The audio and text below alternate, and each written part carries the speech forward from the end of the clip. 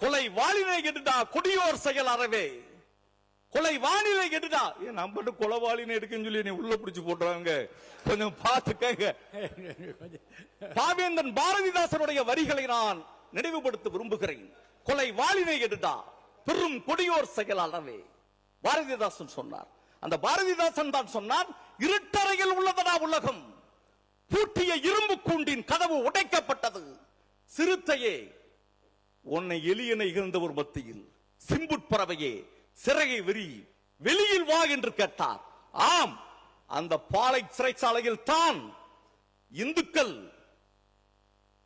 சைவர்கள் காசிக்கு செல்கிறார்கள், வைணவர்கள் திருப்பதிக்கு செல்கிறார்கள், கிறிஸ்தவர்கள் எங்களுடைய சபாநாயகரை போன்றிருக்கிறவர்கள் ஜெருசலேம் போறாங்க, அங்கிருந்து மெக்காவுக்கு செல்கிறார்கள் இஸ்லாமியர்கள். பாரதிதாசனுடைய கோட்டை சொன்னார் அவரு வரிகளை.